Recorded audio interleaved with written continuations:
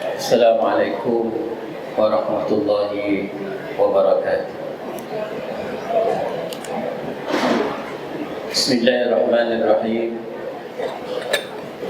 Alhamdulillahi rabbil alamin. Nahmaduhu wa nasta'inuhu wa nastahdihi wa nastaghfiruh. Wa na'udzu billahi min shururi anfusina wa min sayyiati a'malina. من يهده الله فلا مضل له ومن يضلله فلا هادي له. اللهم صل وسلم وبارك على حبيبنا سيدنا محمد وعلى آله وصحبه ومن دعا بدعوته واستنى بسنة نبيه إلى يوم لقاء ربه. Rabbi syrah li sadri wa yassir li amri wahlul 'uqdatam min lisani yafqahu qawli. Yang saya hormati Kekanda pengurusi majlis pada pagi ini,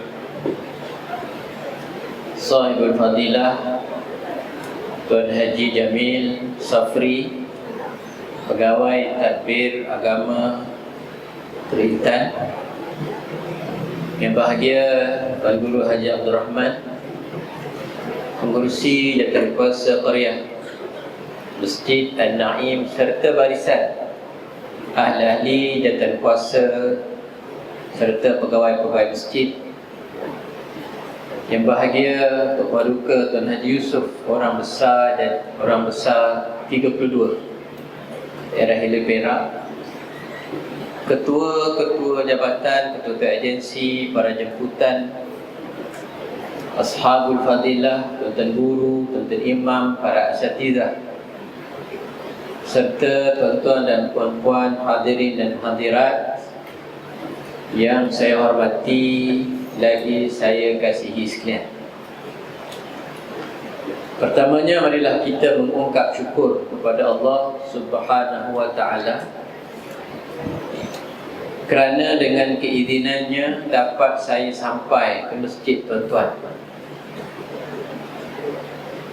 Sebenarnya ada lagi satu program sebelum ini di masjid tuan-tuan, tetapi terpaksa ditangguh kerana sebab-sebab yang tidak dapat dielak. Dan pada hari ini diizinkan oleh Allah Ta'ala untuk sampai ke masjid tuan-tuan. Dan Alhamdulillah, barangkali jemputan tuanku turun ke Bagan Datuk untuk merasmikan jabatan baru hari ini, maka dijemput mufti lah. Jadi saya sebagai timbalan, cukuplah sekadar mufti yang pergi untuk membolehkan saya bersama tuan-tuan pergi. Ada seronoknya jabatan itu siap cepat, sebab cepat sampai ke Bagan Datuk. Tapi ada sedihnya jabatan itu siap kalau saya memilih jabatan itu untuk pergi Bagan Datuk, maka saya tidak akan lalu sini. Kampung saya di Parit 1, Sungai Sumun. Rasanya sama jauh kot daripada sini atau daripada sana. Tak apalah. Jadi Alhamdulillah dapat bersama tuan-tuan dan puan-puan pada pagi ini. Masa kita tak panjang dalam jadual jemputan untuk saya itu dalam sejam sahaja. Jadi tajuk yang saya nak kongsi dengan tuan-tuan ialah ada beberapa cara, kalau dalam bahasa modennya adalah tips, bagaimana kita boleh hidup sekali dengan Nabi Muhammad sallallahu alaihi wasallam. Di dunia ini mustahil kita hidup sekali dengan Nabi sallallahu alaihi wasallam, sebab Nabi sallallahu alaihi wasallam telah wafat 1500 kurun lepas Nabi wafat.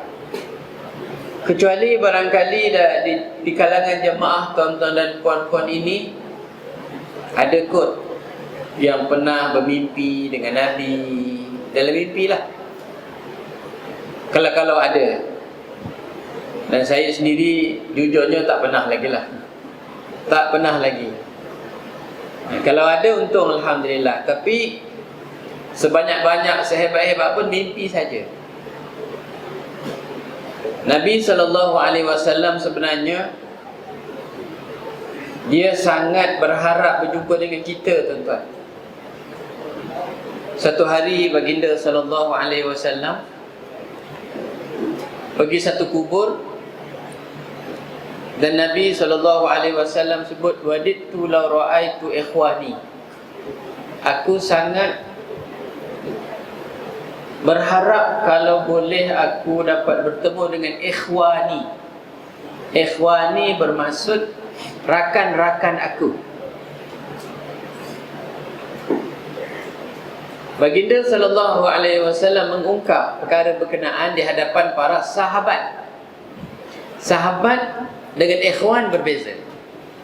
Sahabat Nabi ialah mereka yang pernah bertemu dengan Nabi SAW dan beriman dengan Nabi SAW. Itu namanya sahabat Nabi. Bertemu dan beriman dengan Nabi SAW. Orang yang sempat bertemu dengan Nabi SAW tapi tak beriman, dia bukan sahabat. Kita yang lahir lebih kurang 15 kurun selepas Nabi wafat, kita tidak dipanggil sahabat Nabi. Sahabat-sahabat sesama kita, ya. Tetapi sahabat Nabi, kita tidak dipanggil sebagai sahabat Nabi.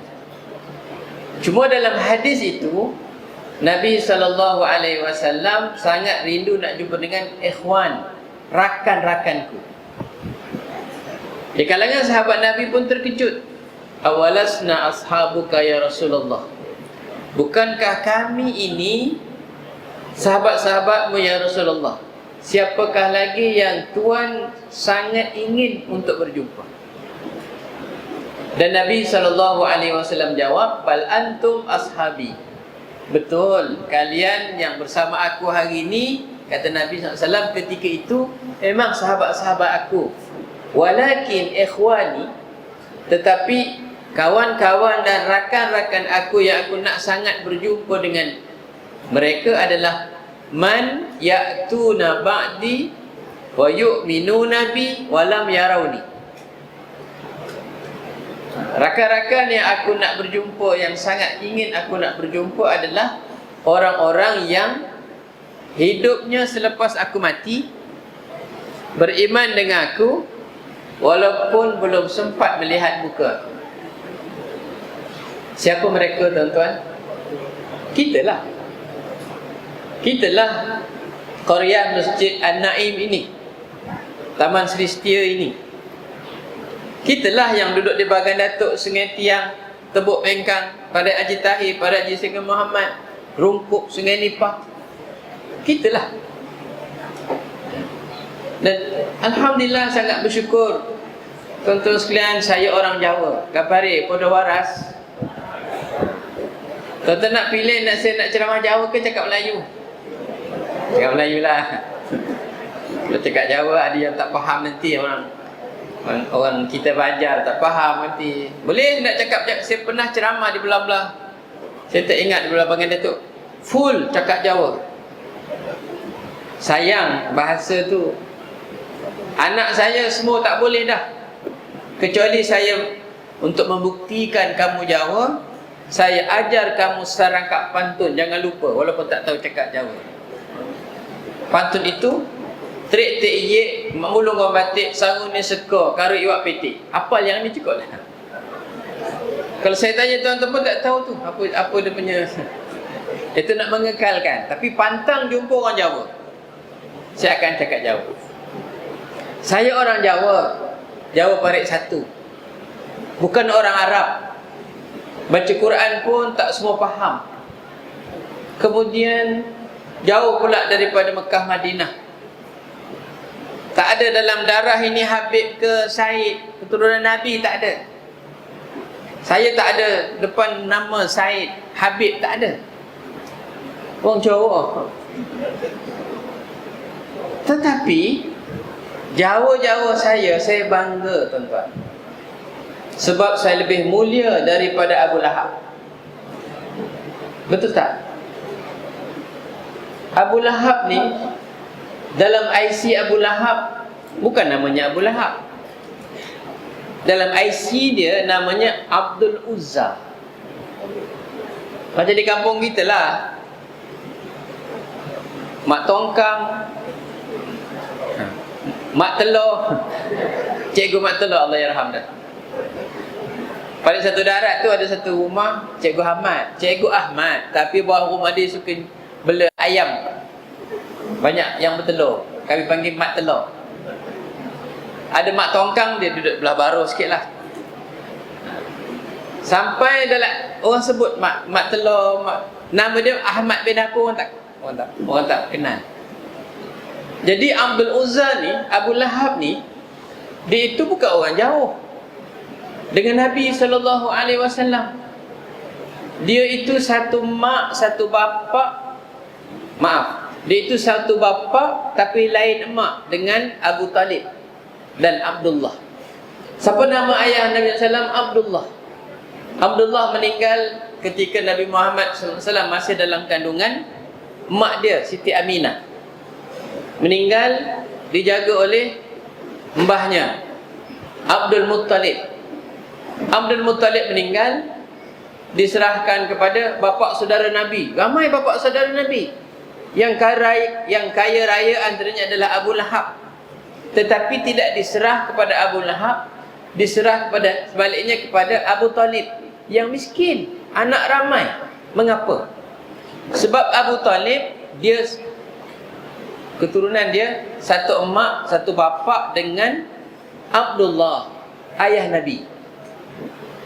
Sebab itu Nabi SAW tidak diserah kepada Abu Lahab, diserah kepada Abu Talib yang satu mak, satu bapa dengan Abdullah.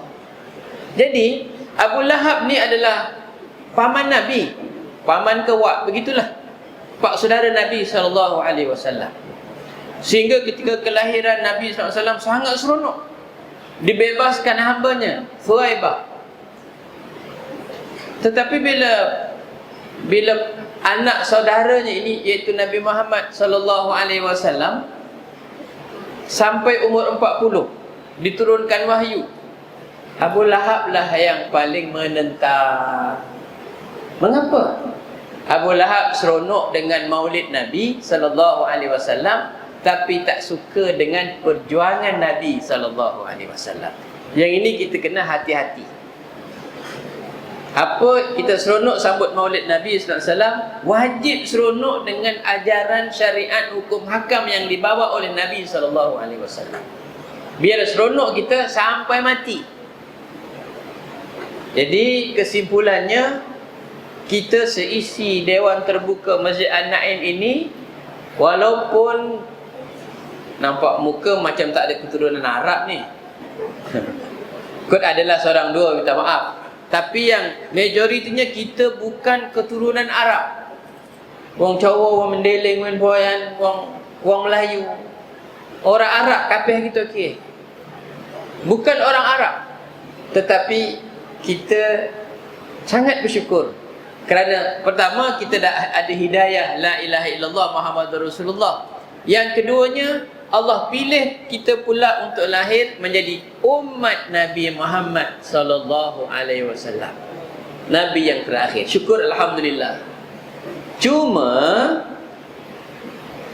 kita tak sempat bertemu dengan Nabi sallallahu alaihi wasallam di dunia ini.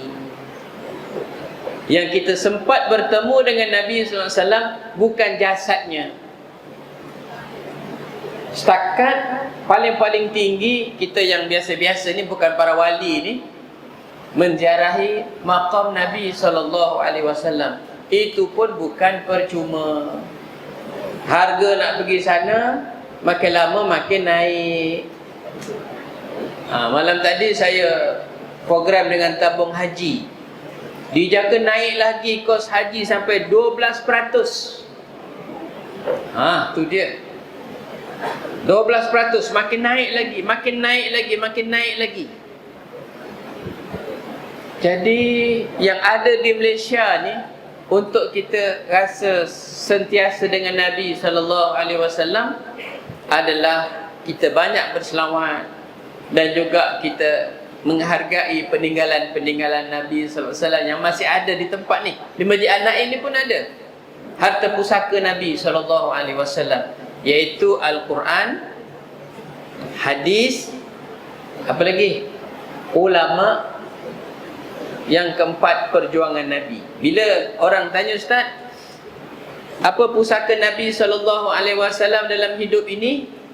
Ada 4. Kita kena ingat, ada 4. Ada 4. Ini kita cerita nak hidup dengan Nabi di dunia ni. Di akhirat kejap lagi. Di dunia ni, secara jumpa badan-badan begini tak boleh dah. Tapi yang boleh, ada 4 perkara ni untuk sentiasa hidup dengan Nabi SAW. Pertama, Quran. Jadi tuan-tuan sekalian, Quran ni pusaka Nabi SAW. Mulai hari ini 7 hari bulan Oktober, kita kena tingkatkan. Kalau dah ada, kita kena tingkatkan sikit hubungan kita dengan Quran. Siapa-siapa yang belum boleh baca Quran, usahalah untuk baca Quran. Usahalah sikit-sikit. Ini pusaka Nabi SAW. Boleh baca, tak apa, takat mana yang kita mampu, bacalah. Kalau dah baca tiap-tiap hari, tingkatkan sikit lagi. Kalau semuka sebelum ini, naik jadi 2 muka. Kalau yang tak boleh, baca sampai boleh. Kalau yang dah biasa baca, tingkatkan sikit lagi. Tingkatkan sikit lagi. Harapan kita letakkan target kita, seluruh yang hadir pada hari ini, sebelum meninggal dunia, entah esok, entah lusa, tak tahu bila, paling-paling tidak khatam Quran sekali seumur hidup. Berbaloi saya datang ke Masjid An-Naim ini, kalau tuan-tuan tanam azam, paling kurang seumur hidup sekali khatam Quran. Paling tidak. Sebab dia bawa syafaat kepada kita. Kalau kita dah khatam Quran, dah pandai Quran, dah baca tafsir sebagainya, kita kalau boleh buka ruang orang lain untuk kita, sebarkan supaya kita boleh baca Quran, orang lain juga boleh baca Quran. Mulakan dengan anak-anak kita dulu. Pastikan anak-anak kita boleh baca Quran. Kerana antara pahala yang boleh sampai kepada kita lepas kita mati esok adalah bacaan ayat Quran oleh anak-anak kita. Kalau anak-anak kita dah okey, tuan-tuan sekalian, kita lebarkan untuk supaya anak orang lain pula boleh baca Quran. Barangkali mak ayahnya tak mampu baca Quran, tapi anak-anak boleh baca Quran. Tahniah kepada ustaz-ustazah yang mengajar di Sekolah Agama Rakyat. Saya sangat gembira dalam sambutan Maulud Nabi SAW baru ni, anak tuan-tuan naik atas pentas baca Quran merdu betul. Tahniah pada, saya difahamkan daripada belah-belah sini, bersekolah di sekolah sebelah. Betul ya? Tahniah pada penduduk taman ini dan Masjid Qaryah, Masjid An-Naim ini. Sangat sedap. Tahniah. Cuma kadang-kadang kita tertumpu yang untuk baca Quran ini di pekan-pekan besar. Kami dapat idea rupa-rupanya di tempat orang asli. Ya Allah, ya Tuhan, dia peminat baca Quran, tetapi tak ada siapa yang, bukan tak ada siapa, hanya sedikit orang yang masuk ke kampung orang asli nak ngajar budak-budak ni baca Quran, anak orang asli baca Quran. Yang kita yang duduk di pekan ni masuk ke kampung asli tak tahan lama, patah balik. Jadi saya usaha, tuan-tuan sekalian, dengan anak saya yang sulung, jom kita buat sesuatu untuk anak-anak orang asli, untuk khas baca Quran je. Baca Quran je. Kita mulakan dengan Quran. Bagaimana Nabi sallallahu alaihi wasallam ketika nak, sebelum buat negara di negara Madinah, antara usaha pertama Nabi adalah menghantar Mus'ab bin Umair, guru Quran dulu. Yang lain insya-Allah akan datang kemudian. Yang penting Quran dulu. Alhamdulillah, melalui Yayasan Ikhlas kami buka kelas Al-Husna di Kuala Mu. Tuan-tuan tahu Kuala Mu? Daripada Ipoh nak ke Kuala Mu 2 jam lebih naik atas. Kami gajikan anak-anak orang asli yang boleh baca Quran sikit, taklah qari macam anak tuan-tuan yang yang di majlis besar tu setakat boleh lepas Iqra 1, Iqra 6, ajar adik-adik mereka. Alhamdulillah, rupa-rupanya anak-anak orang asli yang tak Islam pun seronok datang. Baru ni Alhamdulillah ada 2 orang anak bukan Islam dipersetujui oleh ayahnya untuk syahadah. Hanya ngikut-ngikut. Budak-budak kan suka ngikut-ngikut baca Quran. Alhamdulillah. Jadi tuan-tuan sekalian, siapa-siapa yang rasa nak membantu, nanti bolehlah ke, ini anak saya seorang yang ujung sana anak sulung. Saya kata, kamu masuklah kampung orang asli, tak apa. Yang itu sahabat dia adalah pakar khat. Tulisan khatnya sampai masuk ke Istana Terengganu. Dia orang Kedah. Bolehlah tengok khat dia nanti. Ini bukan kempen untuk peribadi, tak. Pasal Quran tadi. Tuan-tuan sekalian, itu pertama, Quran. Pusaka nombor 2, terima kasih Keselamatan Polis dan hadir. Terima kasih. Yang kedua adalah hadis Nabi SAW. Saya cadangkan, barangkali dah ada di masjid ini pengajian hadis, teruskan. Hadis banyak beribu-ribu. Cuma kita ada dipanggil diringkaskan hadis-hadis yang merupakan pokok kepada agama Islam oleh Imam Nawawi, namanya hadis 40, yang dihasratkan oleh kerajaan untuk diajar di sekolah agama SMKA, SABK untuk murid-murid Islam saja. 40 hadis, tapi dalam tu ada sebenarnya 42 hadis. Tapi malangnya tu sekalian, tak ada kena-mengena pun mengenai rakan-rakan kita bukan Islam. Tapi dibantah. Dibantah hadis itu diajar kepada anak-anak orang Islam. Jadi kita tak kira lah apa juga bantahan. Ini hack kita, hack lambu kita. Terus saja. Sangat bagus hadis tu. Baik. Oleh kerana kita orang awam, bila baca Quran kadang-kadang kita susah nak faham. Sebab bahasa Arab bukan bahasa kita.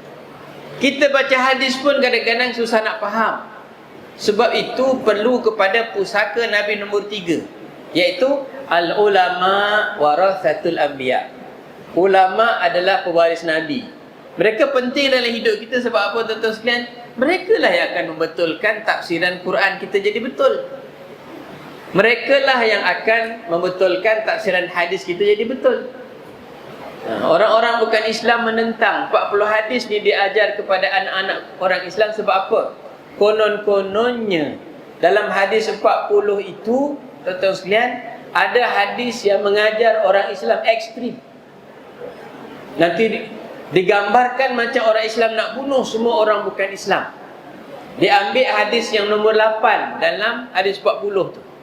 Hadis nombor 8 tu, umirtu an uqatilan nas hatta yashhadu an la ilaha illallah wa anna muhammadan rasulullah wa yuqimus salah wa yu'tu zakah fa idza fa'alu dzalika asamu minni dima'ahum wa amalahum ila bihaqqil islam wa hisabuhum 'ala Allah. Maksudnya Nabi bersabda, aku diperintahkan untuk uqatilan nas, untuk memerangi manusia sehingga mereka syahadah, sehingga mereka mengerjakan solat, sehingga mereka mengeluarkan zakat.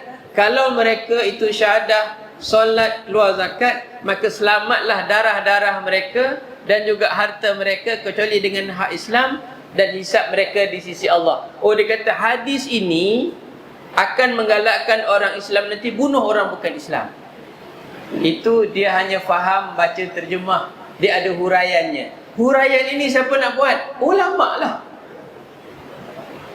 Sebab itu pewaris Nabi yang kita perlu hormati, tuan-tuan guru yang berada di tempat tuan-tuan, ustaz-ustazah yang ada di tempat tuan-tuan.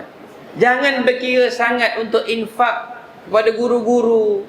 Sekarang jadi viral, guru Quran pun nak kena bayar duit ke? Guru matematik boleh, guru muzik boleh, mengapa guru Quran tak boleh bayar duit? Bukan duit itu yang dia cari, tetapi penghormatan kita kepadanya. Itu tuan-tuan sekalian.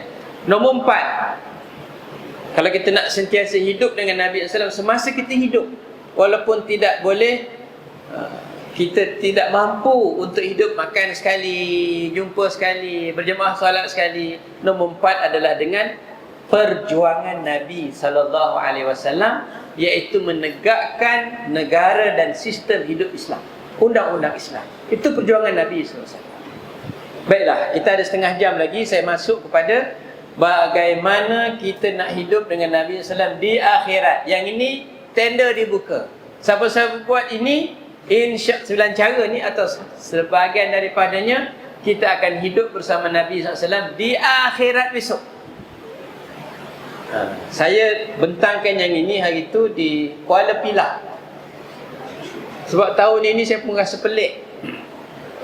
Mengapa boleh katakan tiap-tiap malam saya dijemput. Dulu jarang-jarang, sebab saya ni bukan pandai ceramah. Tak pandai nak menyanyi lagu P. Ramlee, lagu Bollywood, tak pandai.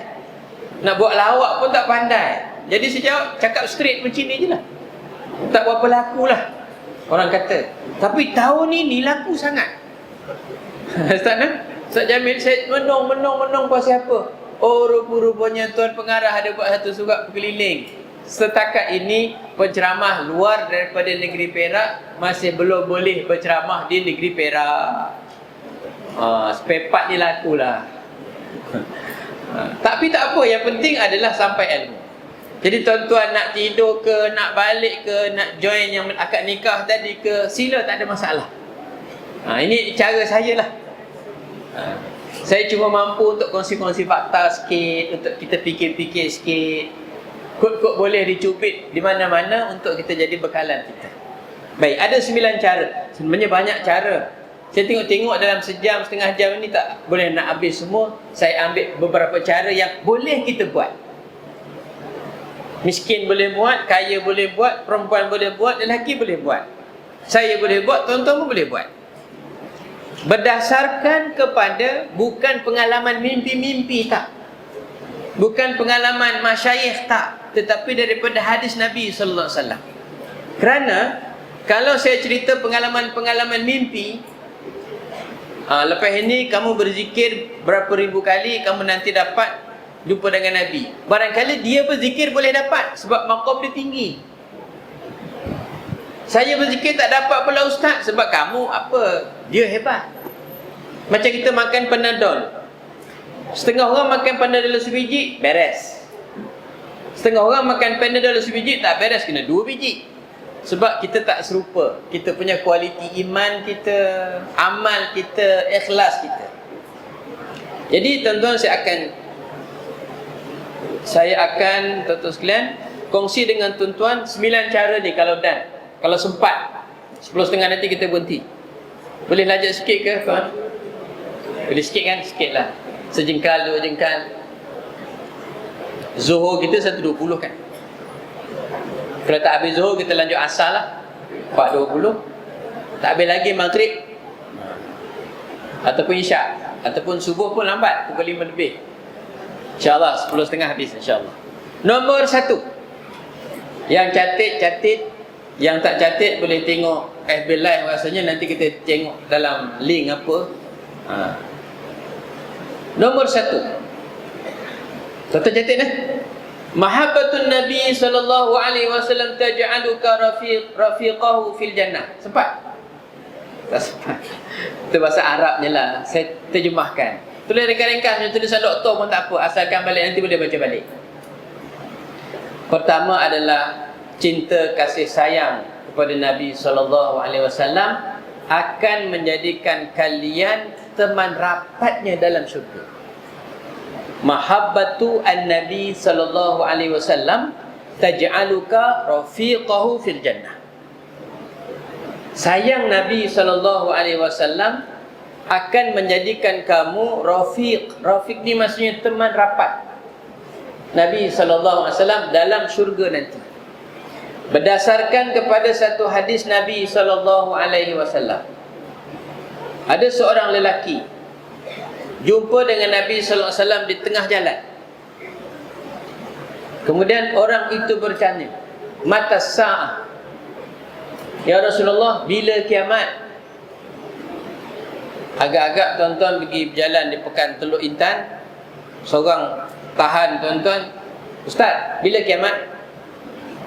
Apa agak-agak kita nampak dia ni? Kira ngopo ki? Ini betul ke tak betul? Kan? Tetapi Nabi sallallahu alaihi wasallam layan orang ini tu. Tetapi Nabi tak jawab bila tarikh. Nabi jawab soal balik orang tu. Madza a'dadta lahu mata sa'ah, madza a'dadta laha. Kalau kamu tanya hari kiamat bila, apa yang kamu telah bersedia untuk hari kiamat? Maka dijawab oleh lelaki berkenaan, la syai', aku tak bersedia apa-apa pula ya Rasulullah, kecuali illa anni uhibbullaha wa rasulahu sallallahu alaihi wasallam. Satu sahaja yang aku tak boleh nak lekang, iaitu aku sayangkan Allah, sayangkan Rasul. Nabi jawab apa? Anta, kamu ma'aman ahbabta. Kamu nanti akan hidup di akhirat besok dengan siapa yang kamu sayang. Di dunia ini, orang yang Nabi SAW sayang, nak tarik dia kepada Islam, iaitu Abu Talib tadi ni, pak saudara Nabi ni.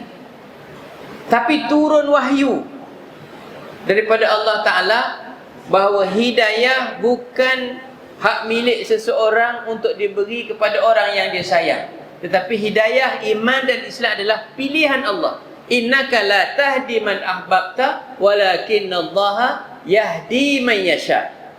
Wahai Muhammad, engkau tidak mampu untuk beri hidayah kepada orang yang kamu sayang di dunia ini, tetapi Allah yang memberi hidayah kepada orang yang Allah pilih. Kita Allah pilih. Mbah-mbah, mbak-yu, kita ini adalah orang yang Allah pilih. Itu kena sangat-sangat syukur tu. Sangat-sangat syukur. Bagi saya sangat-sangat syukur. Sebab itu pilihan Allah. Berbilion manusia dalam dunia, Allah pilih kita. Allah pandang kita. Tapi di akhirat besok, kita akan dihimpun bersama dengan orang yang kita sayang. Hati-hati kita sayang siapa? Sayang ulama, sayang orang yang baik-baik, kita akan hidup dengan mereka esok. Jangan silap sayang orang yang buat maksiat, kemungkaran. Nak sebut artis, tak semua artis sebab kemungkaran, ada yang bagus-bagus. Sayang orang yang tak bagus-bagus itulah. Nak sayang pemimpin boleh, tapi asalkan pemimpin yang bagus-bagus, pemimpin yang bawa tangan kita masuk negara syurga nama dia. Bukan setakat senang di dunia, tapi senang di syurga. Sebab kita akan dihimpun, dalam Quran jelas beberapa ayat, kita akan dihimpun biimamihim, dengan imam-imam kita, pemimpin-pemimpin kita. Hati-hati tuan-tuan sekalian. Saya dah tulis satu makalah dalam surat khabar, berita harian atau sinar harian, ketika musim mengundi dulu. Kita pangkah di dunia ini, jangan kita anggap selesai di dunia ini. Sampai akhirat, Allah akan tanya balik. Asbab kamu pangkah, judi diharamkan. Alhamdulillah.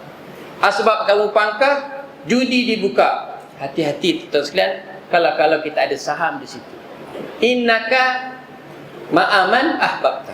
Maka lelaki itu kata apa tuan sekalian? Ya Allah, pada hari ini aku mendengar berita yang paling aku seronok. Oleh itu dia pun buat satu declaration, dia buat satu pengumuman. Dia kata, fa'ana, saya uhibbu an-nabiyya sallallahu alaihi wasallam, aku suka Nabi, sayang Nabi, wa Abu Bakar wa Umar, wa arju an akuna ma'ahum bihubbi iyyahum wa illam a'mal bimithli a'malihim. Aku isytiharkan, aku sayang Nabi, aku sayang Abu Bakar, aku sayang Umar. Nabi sebagai Nabi, Abu Bakar dan Umar adalah manusia yang soleh. Sayangilah mereka. Sebab dulu-dulu memang saya duduk di parit satu, daripada anak kecil sampai orang tua, mereka menyayangi, dipanggil Pak Kiai. Seorang Pak Kiai boleh jaga satu kampung, tuan-tuan sekalian. Anak-anak, masa saya kecil-kecil dulu naik basikal, kalau Pak Kiai datang daripada depan nak selisih, kami hormat mereka, kami tak berselisih, sama-sama naik kenderaan. Kami turun kenderaan daripada basikal bagi Pak Kiai jalan dulu, baru kami naik balik. Macam lalu depan balai polis Batu 20. Basikal mana pakai lesen. Tapi turun basikal, tuntun lepas balai polis, baru naik balik basikal. Hormat pada Pak Kiai. Pak Kiai kata ini haram. Tak tanya Pak Kiai tak berani. Mana dalil Pak Kiai kata haram? Tak berani. Dia boleh kawal satu kampung parit satu tu, dia seorang je. Kalau saya bergaduh dengan abang saya, arwah mak selalu, dia selalu buat perbandingan. Kamu berdua bergaduh ni tak malu ke? Tengok anak-anak Pak Kiai tu. Mana bergaduh macam kamu? Entah gaduh tak tidak mana kita tahu kan. Tapi itulah dia punya bandingan dia. Dia boleh kawal. Hari ini satu taman 4-5 orang ustaz. Tapi kadang-kadang taman itulah yang digunakan tempat mereda. Entah plate mana, apa nama kereta, parking tepi jalan. Rupanya di situ berlaku perkara-perkara yang tidak sepatutnya berlaku. Dan anak-anak tidak hormat lagi dengan para ulama, para asatizah dan sebagainya. Jadi lelaki ni kata, aku sayang Umar, Abu Bakar, dan aku harap bersama mereka nanti, walaupun amalan aku tak serupa macam mereka, tapi nilai cinta dan kasih sayang itu nombor satu. Boleh tuan-tuan sekalian? InsyaAllah kita sayang Allah, kita sayang Rasul. Maksudnya apa? Arahan Allah Ta'ala dan Rasul letak nombor satu, nombor dua. Nafsu kita letak bawah-bawah. Kalau berlaku pertembungan, kita utamakan Allah, utamakan Rasul. Itu tanda kasih sayang kita dengan Allah. Itu nombor satu. Nombor dua, InsyaAllah nombor satu semua boleh buat kan? Lelaki, perempuan, tua, muda boleh buat, InsyaAllah. Baik. Tadi anak-anak kita dari Selangor tadi kan, selawat. Itu salah satu daripada tanda kita nak, kalau boleh, ia menjadi satu dorongan kepada kita sentiasa ingat Nabi sallallahu alaihi wasallam. InsyaAllah teruskan boleh insyaAllah. Yang kedua, daripada Rabi'ah bin Ka'ab al-Aslami. Satu hari dia kata, kuntu abitu ma'a Rasulillah sallallahu alaihi wasallam. Satu hari aku tidur di rumah Nabi sallallahu alaihi wasallam. Di mana rumah Nabi tuan-tuan? Tempat Nabi SAW dimakamkan pada hari ini. Salah satu rumahnya adalah di situ. Dan adalah rumah-rumah lain, rumah isteri-isteri lain. Situ adalah rumah Sayyidatina Aisyah. Aku tidur di rumah Nabi SAW. Ketika aku tidur di rumah itu, aku berkhidmat kepada Nabi. Aku ambilkan waduknya. Waduk maksudnya air untuk berwuduk. Disediakan, dikhidmat untuk Nabi SAW. Dan aku sediakan segala hajat-hajatnya. Bila Nabi SAW nampak khidmat diberikan kepada baginda SAW, Nabi ni jenis orang memberi, kita merasa. Dia suka membalas jasa orang, menghargai apa orang berikan kepada dia. Saya dapat satu kajian kata sekarang daripada penggaji-penggaji, dia kata orang Melayu ni, maksud saya lah, susah nak ucap terima kasih bila orang buat baik kepada kita. Bila anak berjaya, tuan-tuan sekalian, bila anak berjaya, kadang-kadang lupa nak ucap terima kasih kepada cikgu-cikgu. Anak-anak pun kadang-kadang tak ingat. Ini saya sebab saya ni jaga malam, qiyamul lail, itu jawapan yang bagus lah. Ataupun saya ni membuat ulang kaji 15 jam sehari. Kadang-kadang terlupa. Cikgu-cikgunya lah, barakah cikgu tu sebenarnya. Ucap terima kasih, paling tidak terima kasih. Walaupun cikgu berkenaan taklah mengharapkan itu, tetapi orang yang berbaik kepada kita, ucapkan terima kasih. Dan kalau boleh bagi hadiah, Nabi SAW sebut tahadu tahabu, saling bertukar hadiah, saling merapatkan tali silaturrahim. Baik. Maka Nabi SAW nak balas jasa hamba Allah ni. Nabi kata apa? Sal, sin lam. Sal ini adalah sama dengan is'al. Kamu mintalah apa-apa. Nescaya aku nak tunaikan. Aku cuba tunaikan. Nabi kata, sal, mintalah apa-apa. Tuan-tuan, apa agaknya orang yang diminta? Dia kata, ya Rasulullah, aku tak ada minta apa-apa. Satu saja aku minta. As'aluka murafaqataka fil jannah. Satu saja aku minta, iaitu boleh tak nanti dalam syurga aku nak duduk sekali dengan kamu, ya Rasulullah. Termenung Nabi ketika tu. Nabi tak jawab. Nabi kata apa? Awa ghairu dhalik. Ada permintaan lain tak?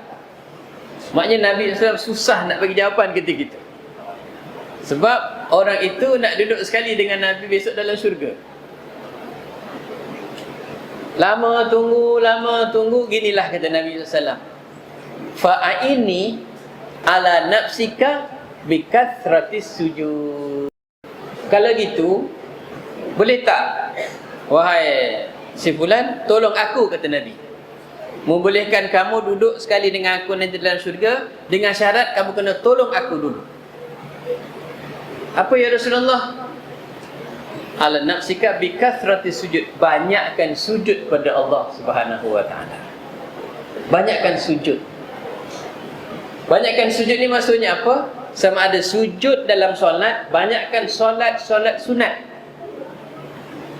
Tuan-tuan, mohon izin saya nak tegur, barangkali bukan masyarakat di sini, yang barangkali yang ada dalam FB. Kadang-kadang kita salah pertimbangan. Kita suka sangat melakukan yang sunat, tapi yang wajib kita tak lepas-lepas lagi. Dalam hadis nombor 38, hadis 40 juga, kalau tak salah hadis 38 gitulah. Hadis itu memberi panduan kepada kita, Allah sangat suka orang yang mendekatkan dirinya kepada Allah Ta'ala. Nombor satu, mengerjakan yang wajib, bagi selesai yang wajib. Kalau kita dulu-dulu ada solat-solat yang wajib qada dulu, sebelum kita sibuk nak mencari solat-solat sunat. Qada dulu. Kalau puasa, kita ada tertinggal dulu puasa-puasa yang belum qada, sibukkan puasa dulu dengan qada puasa sebelum mencari puasa-puasa yang sunat. Kalau kita masih ada hutang zakat, kita baru sedar sekarang ni baru rupanya wajib zakat. Emas yang saya pakai asalnya tak wajib zakat.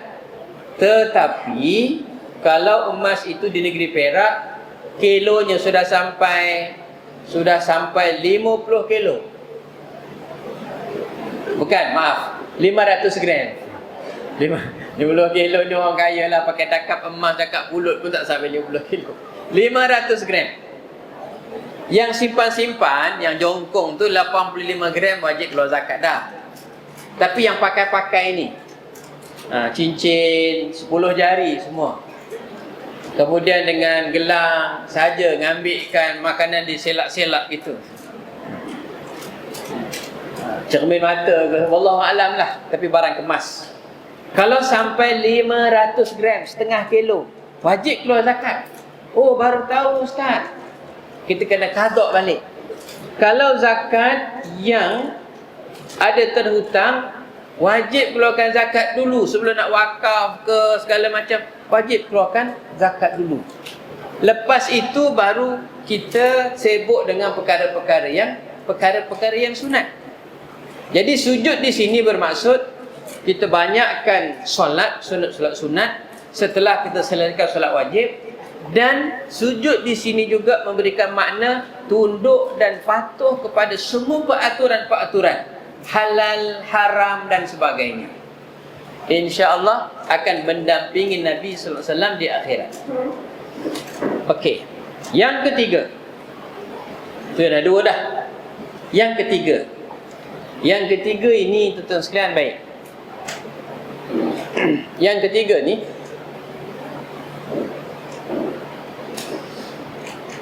ada seorang lelaki jumpa dengan Nabi SAW. Depan Nabi dia kata, ya Rasulullah, inni la uhibbuka, ya Rasulullah, aku sangat cinta kepadamu ya Rasulullah, sehingga setiap masa aku ingatmu ya Rasulullah. Kalau satu hari aku tak tengok muka Tuhan, saya rasa gelisah. Tetapi sudah datang kepada aku ketika aku dah mula tua ni, ada satu kebimbangan. Dalam dunia barangkali kot mana pun aku boleh jumpa Tuhan ya Rasulullah, tapi di akhirat besok sudah tentu syurga aku, kalau masuk syurga lah, lebih bawah daripada syurga yang kau bakal duduk ya Rasulullah. Kan syurga itu banyak lapis, ada 7 lapis. Sudah tentu Nabi SAW duduk lapis paling tinggi. Nak dikira perbezaan amal kita dengan Nabi, jauh lah tuan-tuan sekalian. Jadi syurga aku nanti akan lebih rendah daripada syurga tempat kamu duduk ya Rasulullah. Macam mana? Dia sudah rasa risau lepas mati nanti. Semasa hidup bolehlah, lepas mati nanti.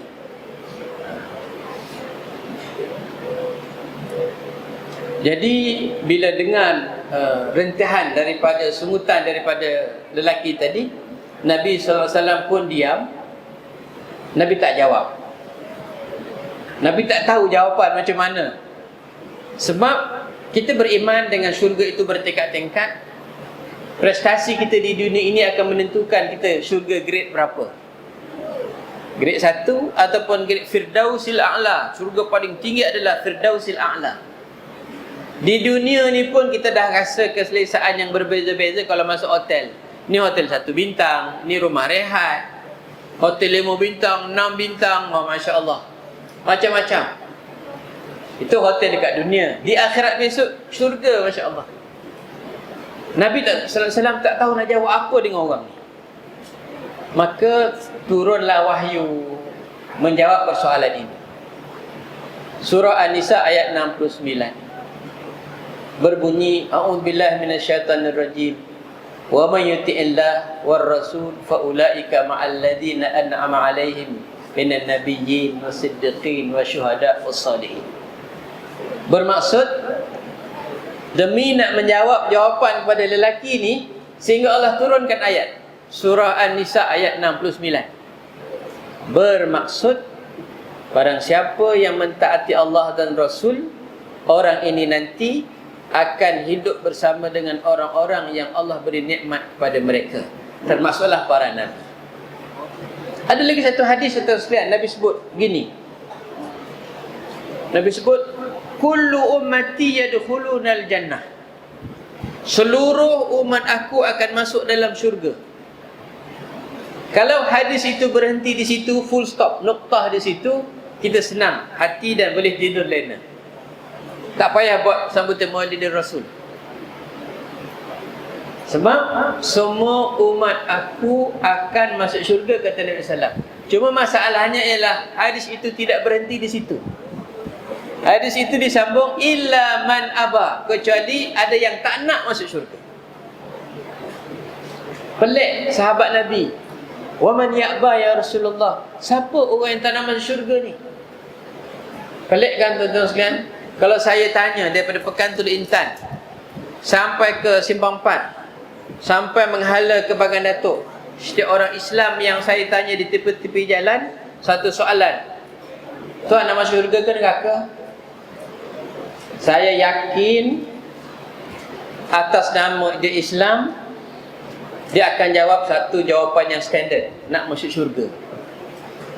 Walaupun orang itu sembahyangnya hanya pergi masjid, sembahyang Jumaat je, pun nak masuk syurga. Walaupun orang itu yang sepatutnya sembahyang 5 waktu sehari semalam, dia sembahyang 2-3 kali je, nak masuk syurga. Walaupun orang itu sebentar tadi beratur di kedai nombor ekor nak beli judi, tetap dah masuk syurga. Walaupun dalam poket dia masih ada duit rasuah, baru ambil tadi, nak masuk syurga juga. Walaupun orang itu dalam akaun hari ini, ada wang-wang riba, nak masuk syurga juga. Walaupun yang saya jumpai nanti wanita-wanita yang tak pakai tudung, nak masuk syurga juga. Walaupun orang itu di rumah dia membentak-bentak suaminya, tak taat pada suaminya, nak masuk syurga juga. Walaupun yang saya temu itu adalah suami-suami yang tidak bertanggungjawab, hanya baik di masjid tetapi kasar di rumah dengan anak dan isteri, nak masuk syurga juga. Kan semua nak masuk syurga. Tetapi bila Nabi SAW kata ada yang tak nak masuk syurga, pelik sahabat Nabi. Sahabat Nabi kata, wa man ya'ba Rasulullah, siapa yang tak nak masuk syurga ini ya Rasulullah? Nabi kata, man ata'ani dakhalal jannah. Barang siapa yang mentaati aku, masuk syurga. Wa man asani faqad aba. Orang yang tidak taat, patuh kepadaku, dialah orang yang enggan nak masuk syurga. Itu nombor 3. Nombor 4. Nombor 4 ni saya ringkas, saya tak bacalah nas hadis, nanti tak sempat habis. Nombor 4 ini tuan-tuan sekalian, baik. Nombor 4 ini mudah, iaitu husnul khuluq yaj'aluka rafiqan Nabi sallallahu alaihi wasallam fil jannah. Mereka yang berakhlak baik akan hidup bersama Nabi sallallahu alaihi wasallam dalam syurga nanti.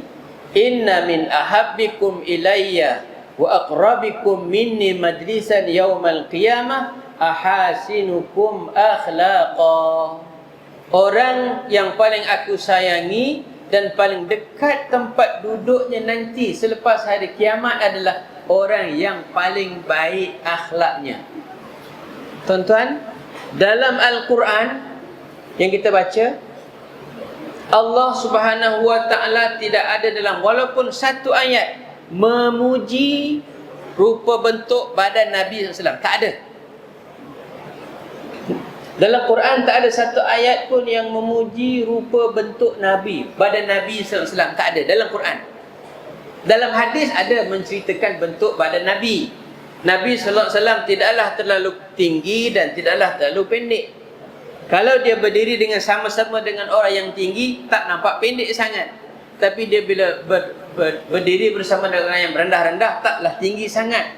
Nabi SAW, dia taklah terlalu buncit, tak terlalu gemuk. Rambutnya itu tidaklah terlalu lurus dan tidaklah terlalu kerinting. Yang ini kita tak mampu nak buat, tuan-tuan sekalian. Itu sebab itu adalah kurniaan Allah kepada Nabi SAW dari sudut fizikal. Allah tak pernah puji yang itu. Tetapi Allah puji apa? Wa innaka la'ala khuluqin azim. Yang Nabi dipuji dalam Quran adalah ayat, wahai Rasulullah, engkaulah yang mempunyai akhlak yang agung. Akhlak Nabi SAW. Sebab itu tuan-tuan sekalian, kita kena faham apa itu sunnah Nabi sallallahu alaihi wasallam. Cuma hari ini saya selalu pergi ceramah, kalau di masjid dan surau, maghrib, isyak, saya pakai jubah macam ustaz, pakai jubah. Tapi hari ini saya fikir-fikir ada pakai baju apa? Nak pakai baju apa hari ini? Sebab di dewan terbuka, agak-agaklah tawakal ala Allah, pakailah baju Melayu. Rupanya ramai lawa-lawa pakai baju Melayu. Saya tidak keseorangan lah. Waktu lain saya pakai serban macam anak-anak, pakai jubah. Tuan-tuan sekalian, Nabi SAW datang kepada kita. Apa yang Nabi cakap, apa yang Nabi buat, ada yang dipanggil sebagai sunnah tashri'iyah, sunat yang disyariatkan. Dan kita kena buat dan kita kena ikut. Ada perkara-perkara yang Nabi SAW makan, minum, pakai dipanggil sunnah ghairu tashri'iyah, sunat yang tidak disyariatkan sebab atas sifat Nabi SAW sebagai manusia. Itu kena faham. Termasuklah jubah. Jubah termasuk dalam sunat yang tidak disyariatkan. Sebab yang pakai jubah zaman Nabi bukan Nabi SAW seorang saja, termasuklah Abu Lahab tadi ni. Bezanya adalah akhlak. Nabi SAW pakai jubah, mulutnya baik, suka tolong orang, menepati waktu, janji ditunaikan. Jubah campur dengan akhlak. Abu Lahab pakai jubah juga, tapi dia tipu orang, dia makan rasuah, dia suka menekan orang lain, dia menzalimi orang lain. Maka jubah itu kita pakai sebab Nabi SAW suka pakai, dan kita kena hiasi dengan akhlak Nabi. Jadi tak molek sekiranya saya pakai serban, saya pakai jubah, kemudian saya sakitkan hati orang. Itu bukan jubah akhlak Nabi, tapi itu jubah akhlak Abu Lahab dan Abu Jahal. Sebab itu saya sangat setuju kita pakai jubah, pakai serban, kita terpelihara sebagainya. Kadang-kadang kita nak laju naik kereta, tuan-tuan sekalian, dah lambat dah ni. Laju naik kereta kadang-kadang Nakal jugalah, nasib polis tak ada dah. Potong double line, clear depan tu kosong. Nak cepat, pakai kopiah putih, letak dulu kopiah, potong. Untuk menghormati. Yang jahat-jahat tak pakai kopiah, kecuali pergi mahkamah je. Pergi mahkamah baru jadi kopiah. Itu pun sengit sana sengit sini. Kopiah, jubah, serban tanda orang baik-baik. Dan amat tidak molek kita pakai jubah serban tapi akhlak tak baik. Itu jubah ala Abu Lahab, bukan ala Nabi Muhammad sallallahu alaihi wasallam. Jadi tuan-tuan sekalian, akhlak. Akhlak itu kita kena jagalah tuan sekalian. Ini pun saya cakap berlapik juga. Tak ada rugi kita berakhlak baik tuan-tuan sekalian. Walaupun dengan kucing, dengan tumbuh-tumbuhan itu cantiknya syariat Nabi SAW. Dengan kucing, sebab kucing ada orang masuk neraka. Sebab kucing dia. Dikurunnya kucing sampai tak makan. Sebab anjing orang boleh masuk syurga. Ya Allah ya Rahman. Dan kucing ni dia ada dia punya insting dia, sensor dia. Kalau tuan-tuan baik dengan kucing, pergi mana-mana kedai makan, kucing yang tak kenal kita pun dia akan berkeliling. Dia suka cium-cium kaki kita. Dia tahu kita suka kucing. Kalau kita jenis bengis kucing kepada kucing, dia belum jumpa kita, dia hanya dengar bunyi motor kita nak balik rumah pun dia ada perkeliaran lari. Betul sekali, itu akhlak. Jadi saya mengharapkanlah, saya mengingatkan diri saya, kalau akhlak dah baik, kita tingkatkan lagi. Kalau ada, ialah tuan-tuan, kita tak boleh nak kata orang kecuali kita dapat teropong diri kita sendiri. Kita tak sempurna. Isteri ada akhlak yang perlu diperbaiki, suami ada akhlak yang perlu diperbaiki. Kita sama-samalah perbaiki, insya-Allah. Boleh tuan-tuan? Insya-Allah. Okey, seterusnya.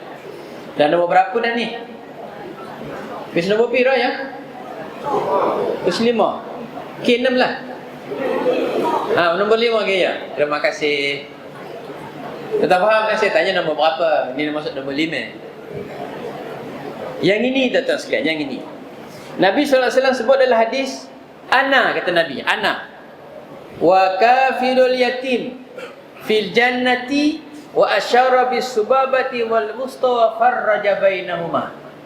Aku dan juga anak yatim, aku dan juga orang yang menjaga, mengambil perhatian kepada anak yatim. Nabi tunjuk asyara bis subabati wal wusta. Nabi SAW tunjuk dua jari tangan, subabah dan wusta yang tengah. Dan Nabi tunjukkan wa farraja bainahuma. Nabi renggangkan sedikit. Nabi kata, orang yang mengendalikan, mengambil berat anak yatim dalam syurga besok duduk sekali, tuan-tuan. Duduk sekali. Jadi kita tengok dalam masyarakat kod-kod ada anak yatim. Anak yatim, tuan-tuan, dia bukan asnaf zakat. Selalu kita silap. Anak yatim bukan asnaf zakat. Sebab barangkali dia anak yatim tetapi bapa dia dulu meninggal kaya. Cuma dia belum cukup umur nak mengendalikan harta ayah dia. Tapi dia kurang bukan duit, kurang kasih sayang. Jadi kalau ada di kalangan kita anak yatim, bantulah. Kalau tak ada di sini pun anak yatim ramai. Saya dengan isteri saya, kita ni anak 4 orang. Seorang je yang lelaki, 3 orang semua perempuan. Jadi yang lelaki ni duduk di Malaysia. Kita mengharapkan anak kita mati syahid sebenarnya, tuan-tuan.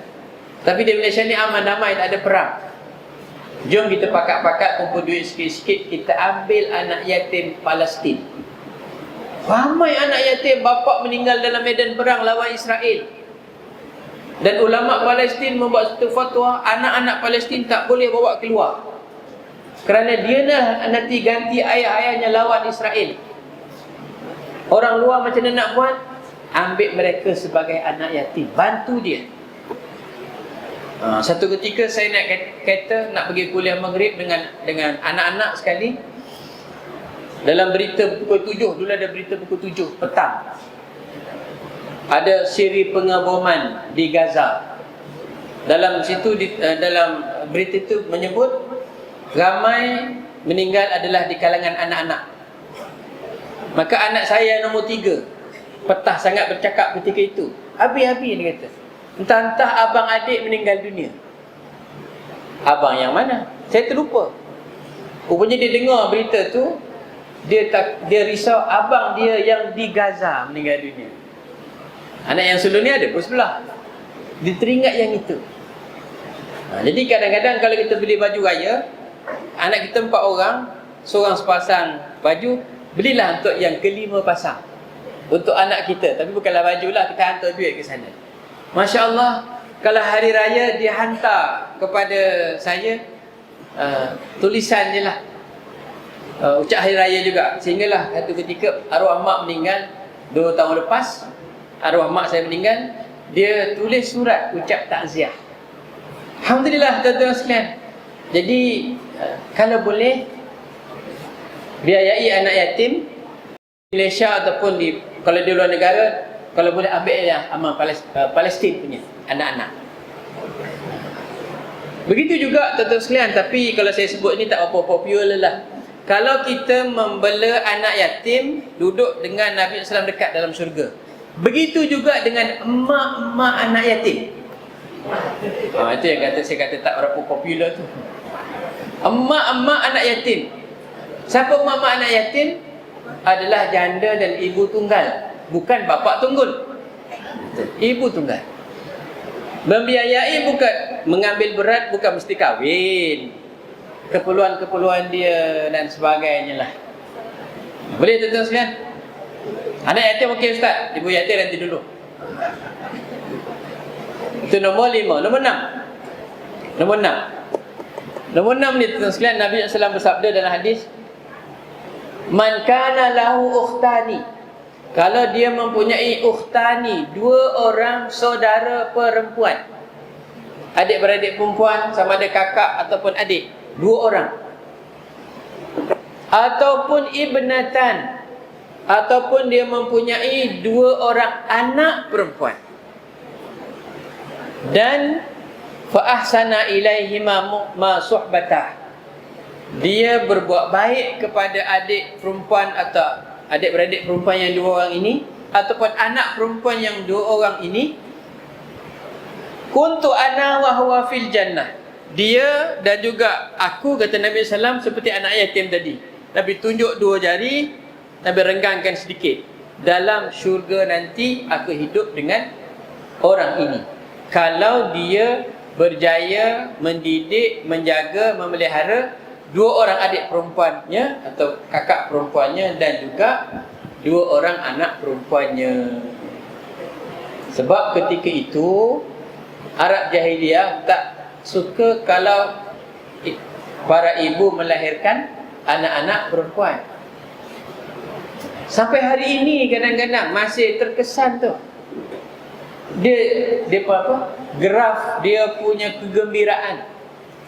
Kalau anak lelaki dia lebih gembira daripada dapat anak perempuan. Sedangkan orang perempuan mempunyai tugas yang amat besar, membesarkan generasi akan datang. Apa buktinya tuan-tuan sekalian? Di hadapan saya, rasanya orang perempuan lebih majoriti daripada orang lelaki. Dua soft ni dia ambil. Kita dah terpelanting ke tepi-tepi ni. Masya Allah. Dan kalau nak buat andaian, banyaklah andaian. Barangkali tempat sini ramai ibu-ibu tunggal, barangkali. Ataupun memanglah tabiatnya, di mana-mana pun orang perempuan rajin mengaji.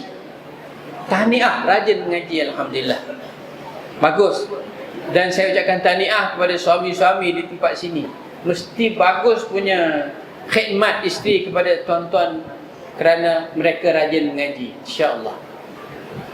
Baik. Itu nombor 6. Nombor 7. Dan habis dah tuan sekalian. Nombor 7. Nombor 7 yang saya mukadimahkan tadi, itulah satu hadis Nabi sallallahu alaihi wasallam sebut tentang Nabi sangat suka untuk bertemu dengan rakan-rakan Nabi macam kita ni lah. Dan Nabi kata, dan sahabat ketika itu tanya, ya Rasulullah, nanti yang mati berkumpul dalam padang mahsyar bukan kita je. Bermula daripada Nabi Adam dulu sampailah bayi yang terakhir sebelum kiamat, kumpul sekali berapa bilion lah, kita tak tahu. Tetapi bagaimana Rasulullah boleh kenal itu umat-umat dia? Macam mana boleh kenal? Kalau duduk di kampung orang Jawa, semua masyarakat orang Jawa, tiba-tiba masuk orang Jepun seorang, kita kenal lah, ini orang Jepun ni, bukannya orang sini. Tapi kalau saya masuk masyarakat tuan-tuan kenal lah, saya orang luar sebab tuan-tuan selalu jumpa. Tapi ikut muka lebih kurang sama. Saya kenal mana orang Jawa, mana orang bukan Jawa. Tandanya adalah tengok hidung masing-masing. Yang pesek-pesek itu keberangkalian besar orang Jawa. Yang mancung-mancung itu orang Yaman. Jadi tuan-tuan sekalian, Nabi sebut apa? Nabi buat satu perbandingan. Kalau kamu ada sekumpulan kuda yang begitu banyak, tiba-tiba di kumpulan kuda yang begitu banyak itu adalah beberapa kuda yang semuanya, yang kuda lain adalah duhmun, semua hitam-hitam belaka. Tetapi ada sekumpulan kuda kulitnya hitam, cuma dua kaki di hadapannya ada bulu-bulu putih dan juga di dahinya ada bulu-bulu putih. Maka orang kuda itu akan dikenali, dia bukan kuda yang lain, ini adalah kuda aku punya. Begitu juga nanti tuan-tuan sekalian, begitu juga nanti di akhirat kita akan dikenali berdasarkan bekas-bekas wuduk kita. Bekas-bekas wuduk kita. Anggota-anggota wuduk ni tuan sekalian, patutlah kalau ikut hukum akal, kalau kita kentut, basuhlah tempat kentut tu. Tapi kalau kita kentut, ini kentut yang tak keluar cair tuan-tuan. Kalau kentut terkeluar cair itu kena basuhlah. Ini kentut keluar angin, bukan angin, kadang-kadang disertai dengan bau sekali dan bunyi. Jadi dalam hal ini, wuduk kita habis, kena basuh dah tempat tu. Jangan buat fatwa pelik-pelik lah tuan-tuan sekalian. Kerana ramai orang buat fatwa pelik-pelik, ambil wuduk, pijak tarik cicak, batal wuduk. Itu pelik tuan-tuan sekalian. Anak kita kafar pun boleh jawab. Oh, jangan berani-berani tuan-tuan sekalian. Jangan berani-berani. Saya yang paling takut kerja dengan Jabatan Mufti. Mereka mula awal dulu 1997 saya masuk Jabatan Mufti. Dah masuk berapa 20 tahun lebih saya kerja di Jabatan Mufti. Mula daripada Tan Sri Harusani almarhum sampai Mufti yang terbaru, Datuk Wan Zaidi Wan T. Umur mereka sebaya tuan-tuan sekalian. Umur Mufti sekarang 82 juga. Perkara yang paling saya takut sekali waktu mula-mula kerja dulu ialah, yang lain-lain tu okey, buat kertas kerja Mufti, buat kajian hukum, buka kitab, bolehlah sikit-sikit. Yang paling takut adalah dia suruh saya pergi soal jawab agama live tiap-tiap hari Jumaat. Itu paling takut. Ingat lagi, kali pertama saya minta pergi, orang turu malam tu, tak tidur malam tu.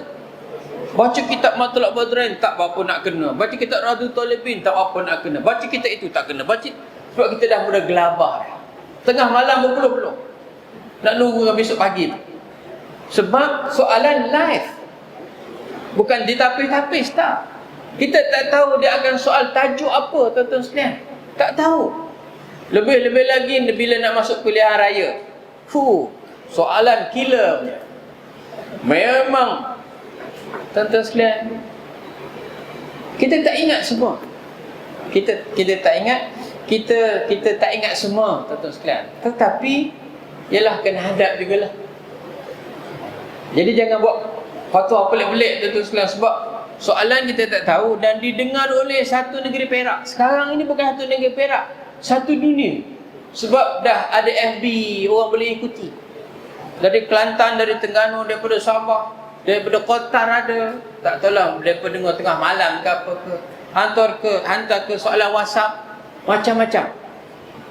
Ada yang soalan-soalan yang boleh saya jawab.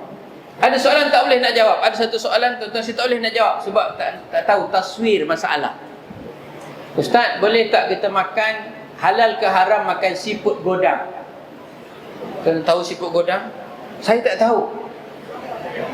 Sebab di Bagan Datuk mana ada benda? Mana ada sawah? Yang ada kelapa. Saya tak tahu sebab bukan semua siput haram. Sebab siput sedut boleh makan. Tak semua siput halal. Sebab siput babi tak boleh makan. Siput juga. Dia ni masuk kem babi ke kem sedut? Saya kata saya minta tangguh, saya tak tahu. Bukan mengaib pun kita tak tahu. Bisa orang ngerti lah. Terus terang je lah. Sehingga saya buka kitab. Rupanya ada dalam kitab lama. Dia tulis sifat siput godang. Agak-agak tuan-tuan, halal ke haram? Kan ada yang haram kata yang halal. Satu halal ke haram, satu sanggup ke tak sanggup nak makan. Itu dua cerita lah. Rupanya memang ada perbahasan dalam kitab lama. Ada dua pandangan.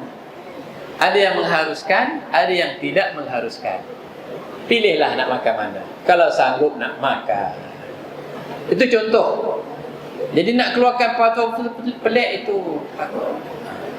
Jadi tuan-tuan sekalian, dalam hal ini kita balik pada ini tadi, ialah sekalian, kita ambil wuduk dengan sempurna. Tanda-tanda wuduk itulah yang akan memperkenalkan kita bahawa kita adalah umat Nabi Muhammad sallallahu alaihi wasallam. Anggota yang kita basuh itu anggota yang memang terdedah. Sebab itu bila kita kentut, keluar angin, keluar bau, tapi tak keluar barang, kita tak payah basuh tempat kentut tu.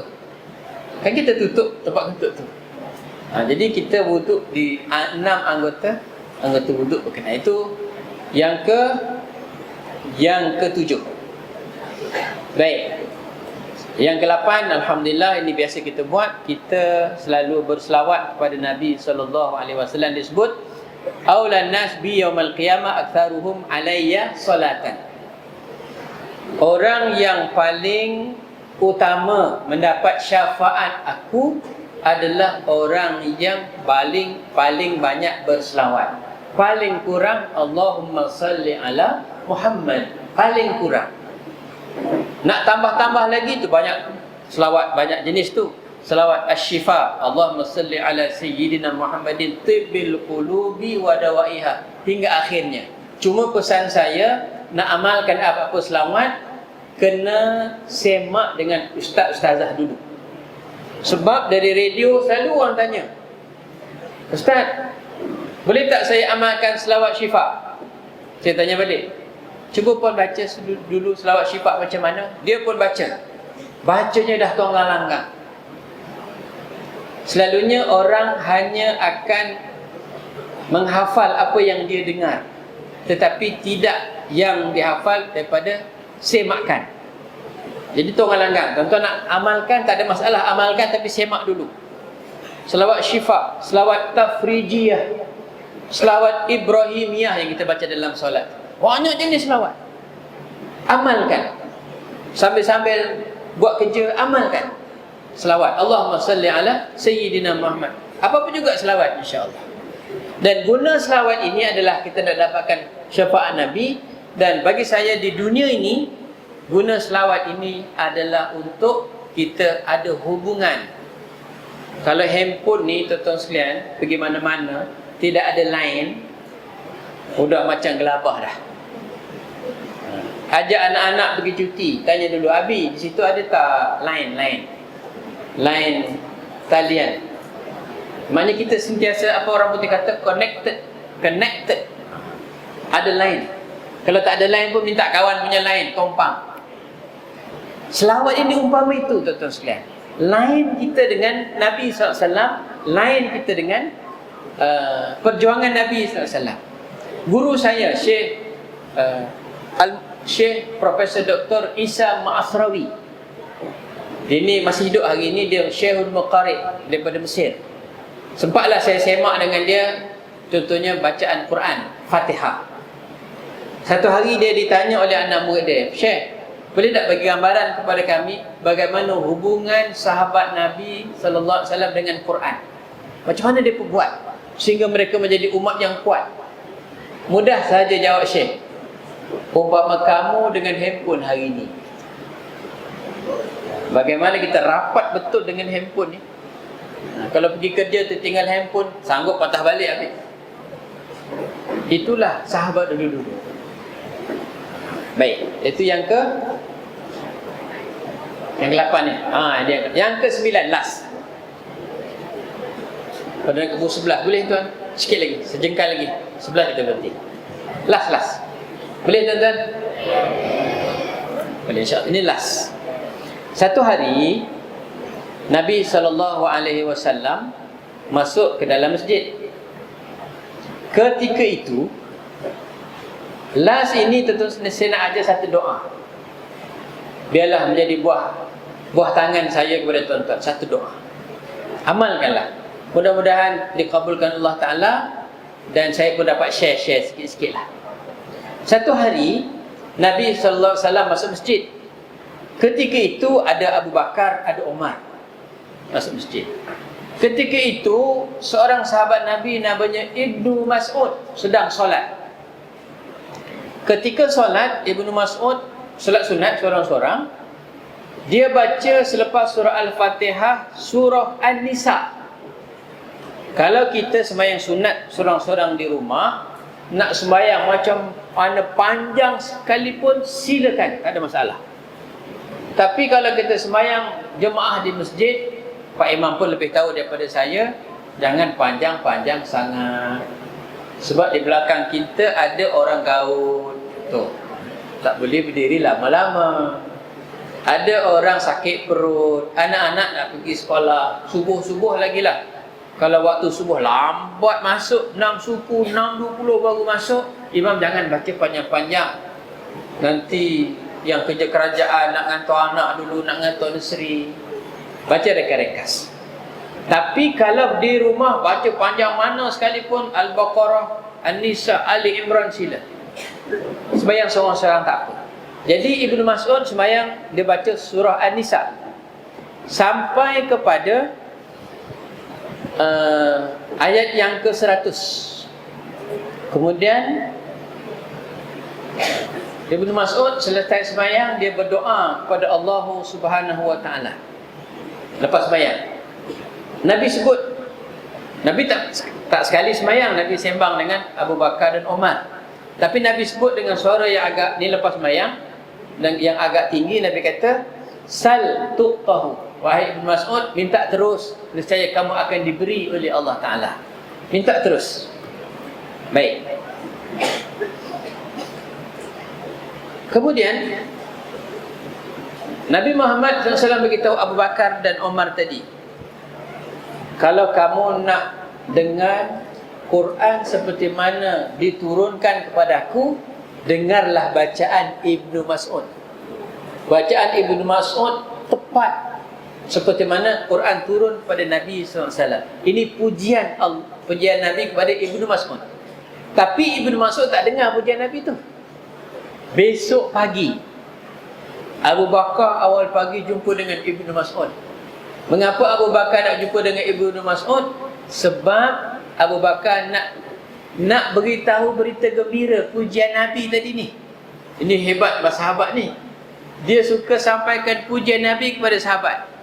Beza dengan kita. Kalau orang itu puji orang lain, kita berat mulut nak sampaikan kepada dia.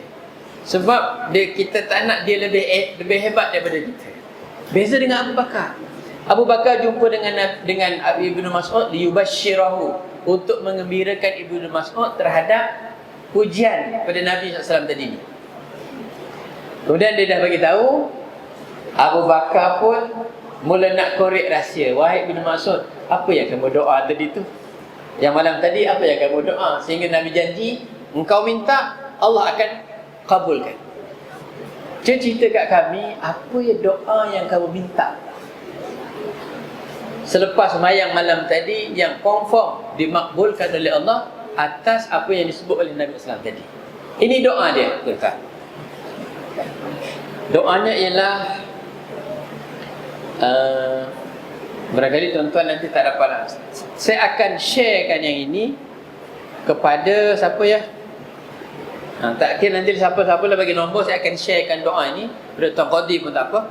Nanti saya bagi pada Tuan Jamil. Doa tu berbunyi, Allahumma inni as'aluka imanan la yartad wa na'iman la yanfad wa murafaqata Muhammadin fi a'la jannatil khuldi. 3 permohonan. Allahumma, wahai Tuhan, inni, sesungguhnya aku, as'aluka, memohon kepadamu, imanan, iman, la, tidak, yartad, tidak murtad, iman sampai mati, imanan la yartad. Pertama. Yang kedua, wa dan na'iman, majid an-na'im, na'iman, nikmat-nikmat, la yanfad, yang tak putus-putus. Allah beri nikmat, kita mohon Allah beri nikmat kepada kita yang la yanfad, yang tak putus-putus. Itu nombor 2. Wa dan murafaqata Muhammadin. Murafaqata Muhammadin maksudnya duduk sekali dengan Nabi Muhammad sallallahu alaihi wasallam di dalam a'la jannatil khuldi. A'la, tertinggi syurga al-khuldi. Maknanya duduk bersama Nabi sallallahu alaihi wasallam di syurga yang tertinggi bersama Nabi sallallahu alaihi wasallam. Dapat doa tu, tiba-tiba Omar datang. Tadi Abu Bakar, Omar pula datang. Mengapa Omar datang? Sama tadi nak bagi khabar gembira kepada Ibnu Mas'ud. Satu lagi dia nak korek apa doa tadi ni. Maka Ibnu Mas'ud kata, aku dah bagi dah pada Omar tadi ni, pada Abu Bakar tadi ni. Tak payahlah aku ulang, kamu minta dengan Abu Bakar. Itulah tuan-tuan sekalian, doa yang boleh kita amalkan insya-Allah. Jadi ini adalah sebahagian daripada perkara-perkara yang tak payah keluar modal yang banyak, boleh dilakukan oleh semua kita, lelaki, perempuan, tua, muda, dan boleh kita buat pada bila-bila masa. Cuma terpulang kepada kita, nak ke tidak, malas ke rajin, itu sahaja. Maka habislah tuan-tuan sekalian, saya buat ampun dan maaf, terlewat setengah jam lebih sikit. Sepatutnya berhenti 10.30 tadi. Dan saya menunaikan janji pada tuan-tuan, saya dah kongsi 9 perkara ni. Dan kita doa, kita semua ini dikumpul dalam syurga Allah Ta'ala. Amin ya Rabbal Alamin. Amin ya Rabbal Alamin. Dalam kitab Ahwalul Qiyamah, kegawatan kiamat, hadis sahih, sampai nanti kita di padang mahsyar, kita akan digiring, akan dipimpin masuk, kemudian kita akan melintas titian sirat. Titian sirat.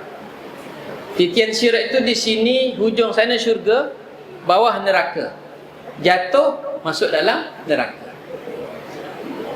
Mudah-mudahan kita lalu titian sirat itu seperti kilat lah. Sebab yang lalu atas itu macam-macam jenis manusia berdasarkan prestasi hidup dia di dunia dulu. Ada yang sepantas kilat, ada yang merangkak lepas juga, ada yang lepas juga tapi robak-rabik dia punya pakaian, ada yang baru selangkah terus jatuh. Terpulang pada rezeki masing-masing apa yang kita buat di dunia ni. Mudah-mudahan kita ditakdirkan masuk dalam syurga, dan kita akan check in, letak dalam bilik sesuai dengan kita punya bilik lah. Tiba-tiba kita berhimpun, tengok tak ada hamba Allah ni, sedangkan dia kawan baik kita di dunia. Dan kita mohon pada Allah, ya Allah ya Tuhan, si fulan itu dulu sembahyang solat bersamaku di Masjid An-Naim, puasa dalam bulan Ramadan bersamaku, sama-sama tarawih, sama-sama iftar di Masjid An-Naim, majlis maulud begini, majlis ilmu ta'lim bersama-sama. Tapi hari ini tak ada ya Allah.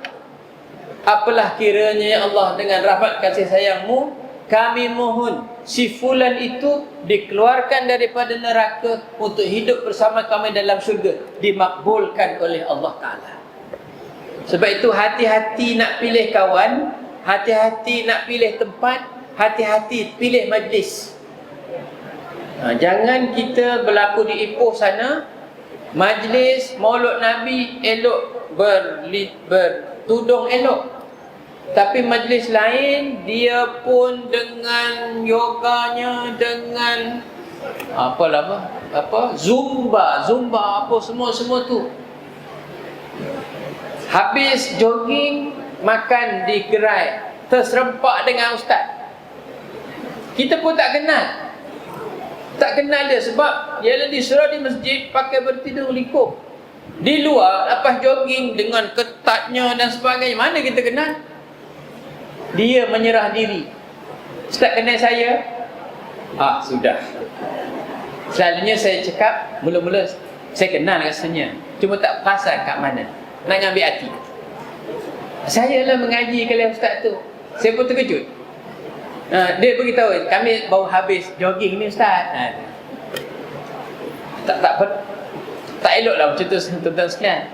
Tapi yang lagi bagus tu, saya nak bayar, dia dah bayar dulu. Dia belanja. Maksudnya tuan-tuan sekalian, kita kekal istiqamah, majlis yang elok-elok, cari kawan yang elok-elok, tempat yang elok-elok. InsyaAllah nanti kita ada peluang. Kalau muka kita tak ada dalam syurga nanti, kawan-kawan kita ingat. Tuan-tuan, biar kawan kita ingat sebab ketaatan kita, bukan kawan kita ingat sebab kita belanja dia. Jangan. Sebab itu ulama' tasawuf dulu, kalau boleh kita jadi manusia ikhlas, kita tak cakap banyak, orang tengok muka kita ingat ketaatan. Dia tengok muka ustazah tu, dia teringat, aku tak semayang lagi rupanya. Dia tak cakap apa pun, sebab dia panggil aura ketaatan. Jangan kita jadi aura kemaksiatan. Tengok muka Mamat ni, aku tak boleh nombor ekor minggu ni lagi. Dan dia tak ajak pun. Jadi ada aura di situ, insya-Allah. Sebab itu kita tengok muka-muka ulama-ulama dulu-dulu, dia tak cakap banyak, tapi masuk dia punya aura tu. Aura ketaatan, ada gelombang dia, insya-Allah. Allah Ta'ala ala wa alam. Cukuplah tuan-tuan, saya berhenti di sini dulu. Dan insya-Allah saya doa sekali lagi, ya Allah, bismillahirrahmanirrahim, alhamdulillahirabbil alamin, wassalatu wassalam ala rasulihil amin, wa ala alihi wa sahbihi ajmain. Ya Allah, siapalah kami ya Allah kalau bukan kerana keampunan-Mu ya Allah. Kami dipandang baik, kami dipandang mulia kerana Engkau tidak mendedahkan keaiban kami kepada suami-suami kami. Kami tidak mengaibkan kami kepada isteri-isteri kami. Kamu tidak mengaibkan kami kepada anak-anak murid kami. Ya Allah, ya Tuhan kami, apalah kami ini kecuali dengan keampunan dosa daripada-Mu ya Allah. Ya Allah, apalah kiranya Engkau ampunilah dosa kami ya Allah. Dosa kedua ibu bapa kami ya Allah. Dosa kepada guru-guru, masyayikh kami, pensyarah-pensyarah kami, para pendidik kami ya Allah. Dosa pasangan-pasangan kami, anak-anak kami, anggota keluarga kami ya Allah. Dosa jiran-jiran kami ya Allah. Dosa ahli qaryah Masjid An-Naim ini ya Allah. Dosa ahli kampung-kampung kami ya Allah. Dosa sekalian muslimin dan muslimat, sama ada mereka masih hidup ataupun yang telah meninggal dunia ya Allah.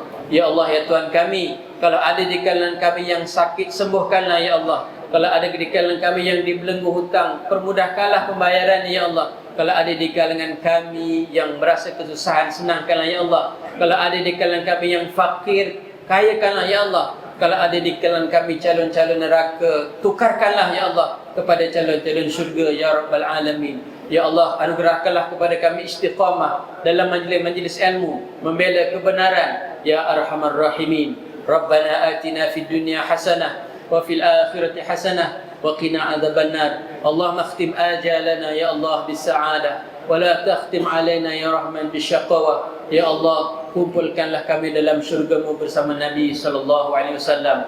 Kumpulkanlah kami bersama Nabi sallallahu alaihi wasallam dalam syurga-Mu ya Allah. Kumpulkanlah kami, keluarga kami, anak-anak kami bersama Nabi Muhammad sallallahu dalam syurga-Mu ya Allah. Rabbana zidna ilman nafi'an wa amalan salihan maqbula. Rabbana atina fid dunya hasanah wa fil akhirati hasanah wa qina adzabannar. Wa sallallahu ala habibina sayyidina Muhammad wa ala alihi wa sahbihi ajma'in.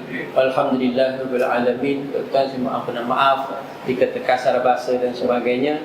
Tuan yang nak menyumbang kepada projek Quran dengan orang asli boleh lakukan sumbangan. Mudah-mudahan kita berjumpa lagi. Assalamualaikum warahmatullahi wabarakatuh.